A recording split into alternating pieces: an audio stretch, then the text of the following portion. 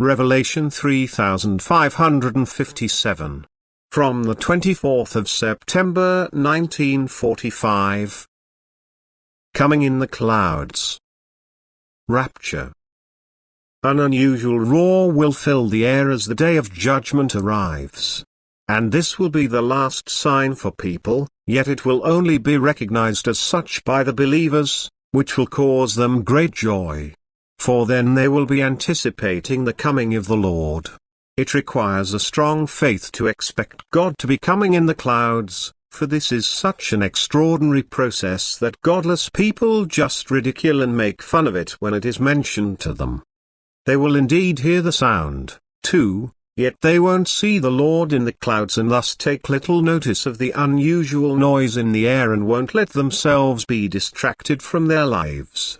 Exuberantly and without scruples they will continue to enjoy it themselves. The faithful, however, will get together and, with a happy heart, prepare themselves to receive the Lord. They will have reached the limit of their physical endurance and know that their time of suffering has come to an end, and in the final hour they will unanimously profess their faith in God, although it will mean the loss of their earthly life, because they will be mercilessly attacked by the world. Yet the appearance of the Lord will thwart the plans of their godless pursuers. For suddenly they will see the believers being lifted off the ground and rising into the air. At the same time there will be a sound of dreadful thunder, and people will realize with dismay that something dreadful is going to happen. Paralyzed by the unusual process of the rapture, they will be unable to think. They will try to flee and see the same everywhere. Flames of fire bursting through the earth from which there is no escape.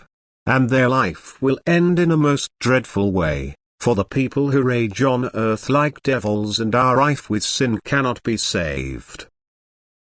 But the flock of the faithful will witness the end of the old earth. The divine work of destruction will take place before their eyes, while they will have escaped and will be safe and secure in a place of peace, as promised by God.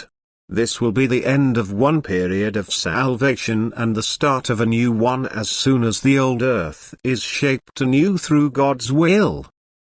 Then the faithful will continue to live as the root of the new human race, and the new period of salvation will begin.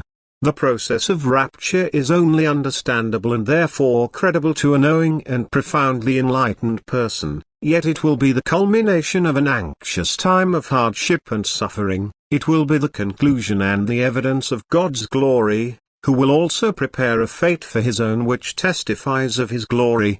It will be an act of profoundly divine love for his living creations, who will recognize in him their Father of eternity, who will have returned to him and become as one with him through love, with whom he will then be able to stay, because divine love meets with no obstacle once the human being has become love himself. Amen.